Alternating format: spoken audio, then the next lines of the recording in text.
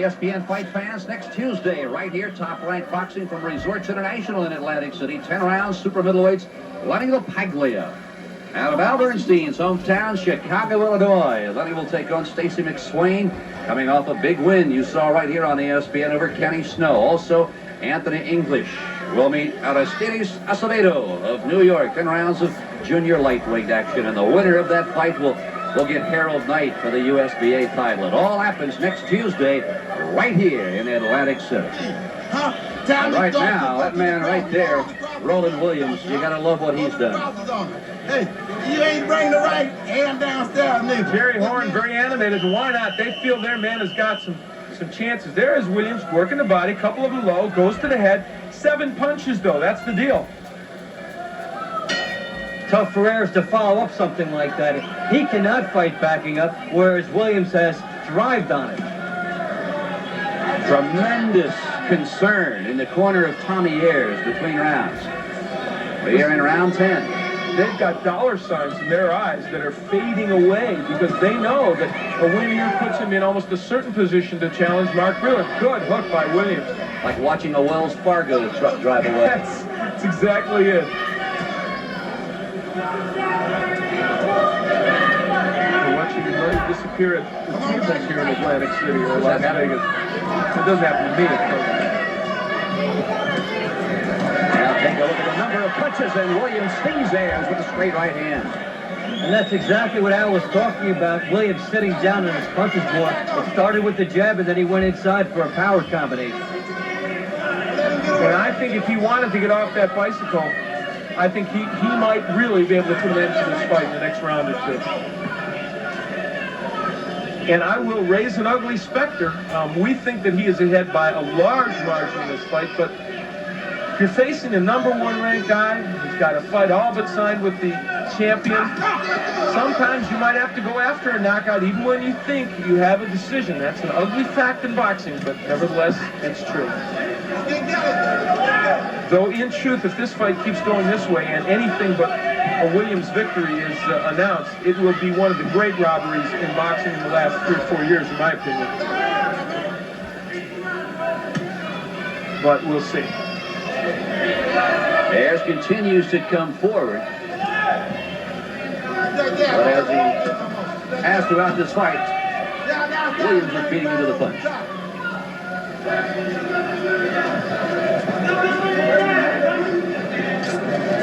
Really a beautiful exhibition of Williams using Ayers' aggression against him. Yeah. Now, in this round, he's going to go long stretch Williams without throwing much. There, he stops, and there he lands a couple of shots. He doesn't give Ayers a chance to respond. But I'll tell you, if Rollin Williams is to feel he'll cement this victory, I still believe he might have to step down from that bicycle and land some more good shots. Al, Dave, where has Tommy Ayers' right hand been? It's always depending on the jab setting it up, and there has been no jab tonight, so they go hand in hand with each other.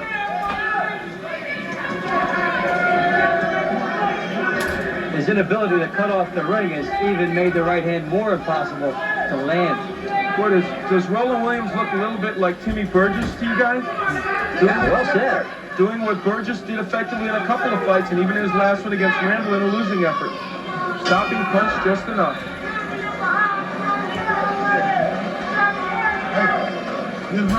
Let's listen to the corner of Rollin Williams.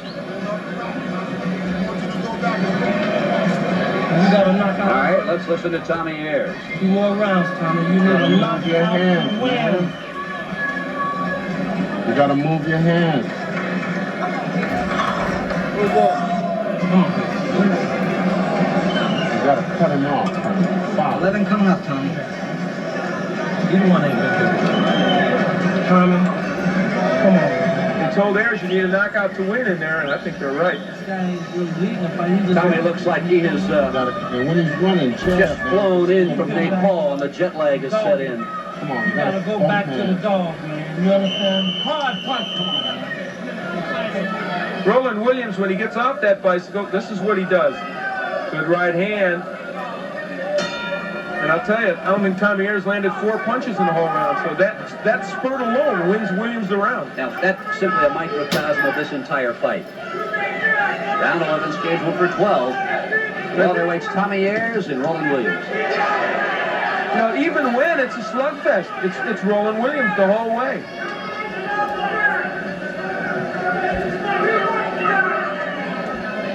Look at our scoring, Dave and I. Let's see if we're close. Oh, I've got a much bigger margin for Williams. Yeah, you've got the margin, but it's still a verdict in for Williams the way we both look at it, unless Ayers comes up very big. So the knockout factor, what he has to get, still exists.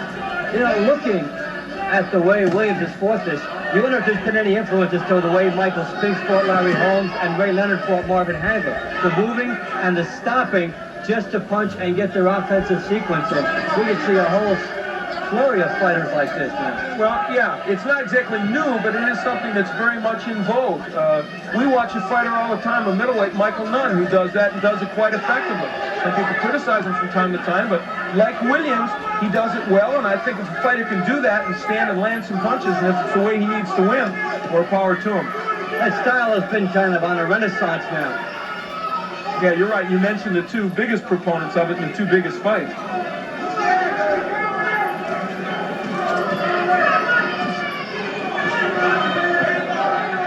Now, maybe Rollin Williams will get tired in his last 2 rounds. He's been 12 rounds one time in his life, as has Ayers. And if he does, perhaps Tommy Ayers, who's got power, can nail him, but that's exactly what it's going to take. Well, if he gets tired, it should be this round rather than the next one, because the adrenaline should push him through the final round.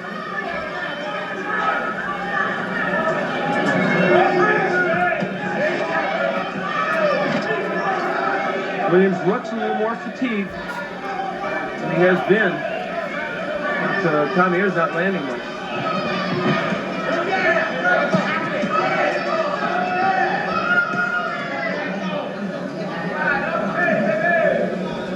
Now you can bet between rounds. Williams' corner will advise him to don't make a mistake. Now, Tommy Ayers landed a good right hand there a moment ago, and Williams got out of harm's way. Good hook by Williams. Wow, he might have wobbled Ayers with that. He did. Look at Ayers continue to plod forward.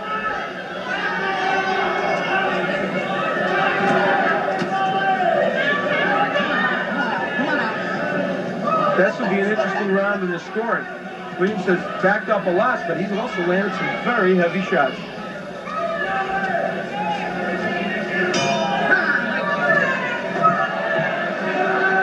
Well, we will see the 12th and final round. As Ayers sits down, let's listen into the corner of Rollin Williams. Huh? Can you give it to me? Huh? Come on, breathe deep. Breathe deep. Come on. Come on. Upset in the making, baby. Breathe deep. All you got to do is win this round. Come on. Hey, you got to win. Give me this one big. Well, you learn. Don't give him no. Just win it. Huh? Win it. This your round. You're doing anything you want to do. Just fuck him around. What that big sponge got? Give me that thing. Man got it. What a big sponge. Got it, man. He done had 2 sponges. He's had 2 sponges already. You touch gloves in this round, okay? Last round. Watch it. Hey, he ain't got nothing he can hurt you with, huh? Give me some deep breath. Take it back. He ain't got nothing left he can hurt you with. Okay. In the last round, Rollin Williams stops long enough to land a left hook. Good jab, strong jab. Good example of him just stopping and landing 2-3 good shots. And gentlemen, right now, Mark Freeland's probably looking at home saying, maybe I'm not going to fight Tommy Ayers. The USBA title is on the line, and Rollin Williams comes out throwing the heavy leather. You know, and I'll tell you, here's an example of them telling Williams, look, you can't win this fight by decision. They just don't think he's going to win a decision. I think that's what it is, unless he really, really goes to work. Interesting. And they may be right. Or Williams. They don't think Williams can win that decision, and they say go after him. That's one aspect of it as he gets nailed by a left hook. The other is his conditioning, which now he knows he's only got 3 minutes to go. But when you look at Ayers, there's a desperate fighter.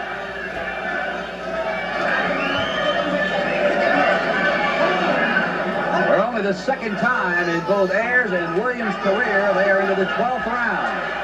And the last time Tommy Ayers went 12, he did not like the outcome. It is a bit of deja vu for Tommy Ayers. The year was 1983. He went 12 in Las Vegas against Marlon Starling for the USBA and NABF welterweight title, and Starling came away with a decision. You know, every time Williams hits him with anything, he pushes him back. Kind of right again by Williams.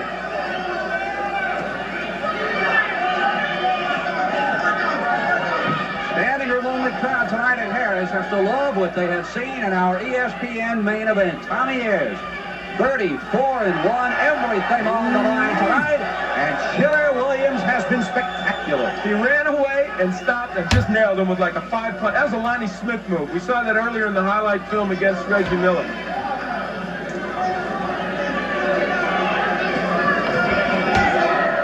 As Al mentioned in round 9, if Williams wins this fight, it would be one of the big upsets in boxing. You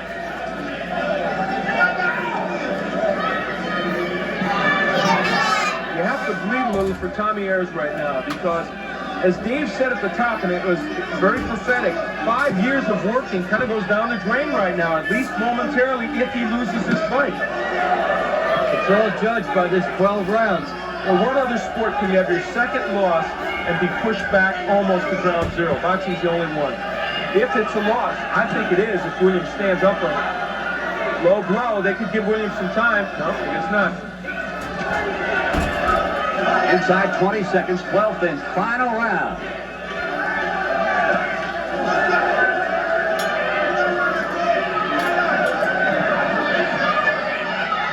What a performance for the man they call Chiller, Rollin Williams.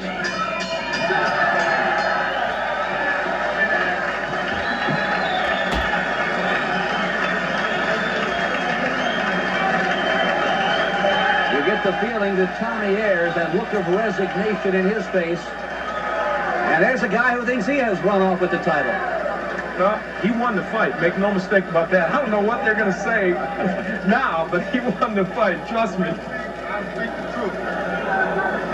And for Tommy Ayers, you look at him, a fight which he never got into. He's shaking his head. He could never cut the ring off on Rollin Williams. And Rollin Williams' hand speed was far superior to anything I think he thought he would run up against. Especially coming in the countering situation that Williams did. Now, Dave, let's go back and look at what you had documented at the outset of this fight, the keys to victory. Well, he couldn't be thinking of Breland, although in a way we got the sense he did relax a little bit too much in there tonight. And returning to basics, everything starting with the jab, it did not happen behind the jab for Tommy Ayers tonight. He did not follow that. Williams did get inside Ayers' jab, and in a couple rounds he was willing to gamble, sitting down in his punches, took a chance and almost put Ayers down. When he had to come up big, Williams did. You know, it's interesting, that second key, must be willing to gamble, that you came up with, which I would have agreed with 100% before the fight. Now, it seemed to be less of a factor because he outboxed him, but when we hear these scores read, will it be a factor? Because he didn't always gamble when he could have. There's a man who, if he is victorious tonight, is due for an August 22nd meeting with Mark Breland. If he loses to Rollin Williams tonight, is it likely that Williams will get that shot at Breland? I wouldn't think so, but he will be ranked. No, he will be ranked. It apparently is not in the cards for him to do it immediately. He may even have to fight somebody else and go up the ladder a little bit at a time. Let's see what our scoring has to say. I know I have a big margin for Williams. Let's see what Dave has. Well, we both have it pretty big for Rollin Williams. Yeah, he really seemed to do a textbook job in that countering role tonight. I think this is probably the best performance we've ever seen from him. And as we said at the outset of our telecast, we thought this fight would produce some pyrotechnics. It did just that. Michael Buffer is standing by. He has the decision. Ladies and gentlemen, in the ring with me at this time is the boxing commissioner from New Jersey, Mr. Larry Hazard, and Marion Muhammad representing the USBA. They will present the USBA Welterweight Championship bout to the winner of this bout. And here is the official scoring. Richard Strange scores at 117 to 111. Lynn Carter also has it 117 to 111. And Phil Newman scores it 117 to 113 for the winner and new USBA welterweight champion, Rollin Williams.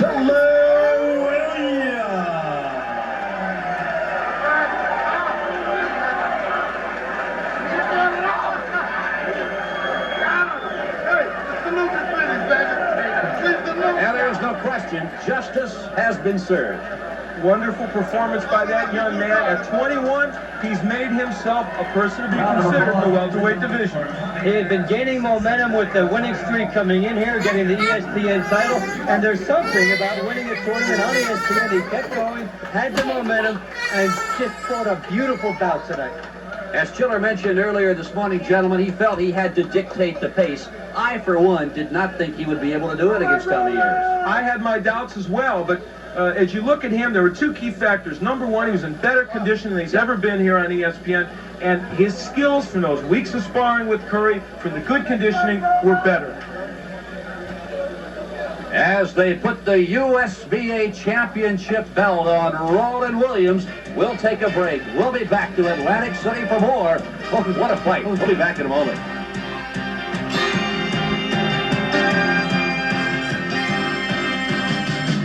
Welcome back to Harrah's Marina Hotel in Atlantic City. His 8th consecutive victory, and unquestionably the biggest of his professional career, Rollin Williams. Al Bernstein is standing by with the man they call the Chiller. Al? Certainly the best performance for Rollin Williams in his professional career. He said he was going to give it, and he did. Rollin, you came out here and fought what I thought was a brilliant tactical fight. You were able to give him enough movement, use your hand speed, and counterpunch when you wanted to. Was that what you decided to do all the way? Right, that was our game plan coming into the fight, you know. Stick and move, fight when we see the openings, you know. I stuck to the game plan to work for us. You know, the other thing I think must be the conditioning. This is probably the best conditioning you've had. That was the best condition of my life, you know. I really stuck to it. I wanted it. We had to have it. You know? Does this tell you something? You were down working with Donald Curry in his camp, which was very good sparring, obviously. You had the dedication down there. Does this tell you something about the future, that your skills apparently will carry you far if the conditioning's there? Right. Look, now this is what it's big, the Chiller, you know. See the real Chiller tonight, you know.